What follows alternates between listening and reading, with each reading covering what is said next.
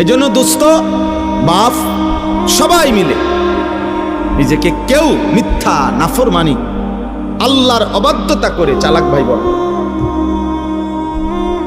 তুমি বুদ্ধিমান না ভাইয়া, বাবা আপনি বুদ্ধিমান না। কোনো সুদখোর বুদ্ধিমান হইতে পারে না, কোনো ঘুষখোর বুদ্ধিমান হইতে পারে না, কোনো হারামখোর, কোনো ধোঁকাবাজ, প্রতারক, চোর, ডাকাত, ছিনতাইকারী, অবৈধ সম্পদ উপার্জনকারী, এই বেঈমান নাফরমান বুদ্ধিমান না। কোনো মদখোর, গাঁজাখোর, নেশাখোর, কোনো নারী লোভী চরিত্রহীন যুবক তুমি বুদ্ধিমান না। ইউখাদিউনা আল্লাহ ওয়াল্লাযীনা আমানু ওমা ইয়াখদাউনা ইল্লা আনফুসাহুম ওমা ইয়াশউরুন।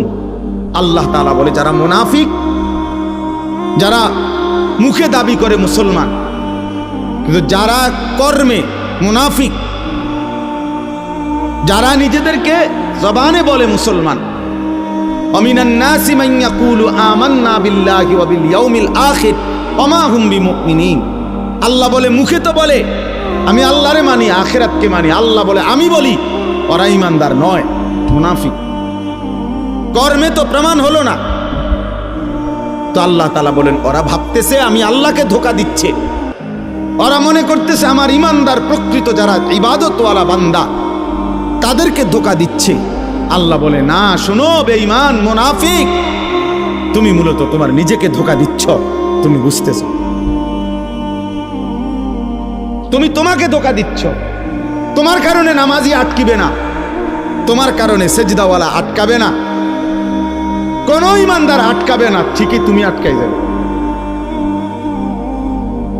ঠিকই তুমি আটকাই যাবে। এই জন্য আমরা প্রত্যেকেই এই প্রতিটা ওয়াজ ছোট বড় প্রত্যেকটা মাহফিলের বয়ানের এটা একটা মূল ফিকির।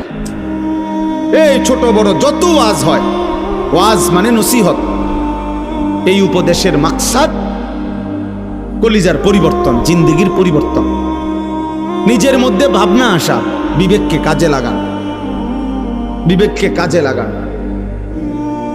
যদি কারো কাছে হালাল হারামের পার্থক্যই না থাকে সে আর মানুষ থাকে না। কোরআনুল কারীমের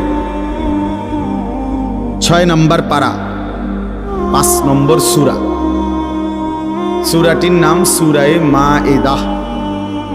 এই সূরার 27 নম্বর আয়াত আমি তেলাওয়াত করেছি। এই একটি আয়াতকে সামনে রেখেই সামান্য কয়েকটি কথা আমি আরজ করতে চাই। সবার কাছে অনুরোধ, প্রিয় ভাই ছেলেরা তোমাদের কাছে অনুরোধ, বাবা কারো যদি দুষ্টামি করতে মন চায় চলে গেলে ভালো, কিন্তু আল্লাহর ওয়াস্তে আলাদা আলাদা মোবাইল না টিপ্পা,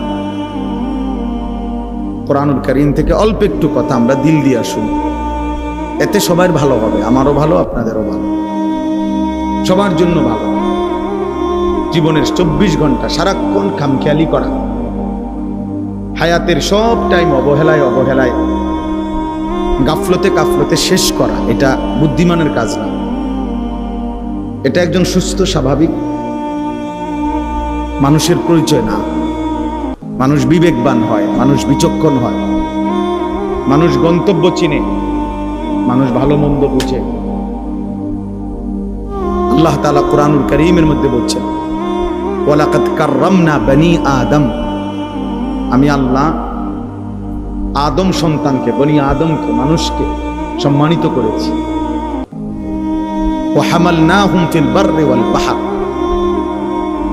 জলে এবং স্থলে সর্বত্রই আমি বনি আদমকে প্রাধান্য দিয়েছি। অর্থাৎ মানুষই প্রকৃত অর্থে সমস্ত সৃষ্টির মধ্যে শ্রেষ্ঠ, সব বিবেচনায়, সব আলোক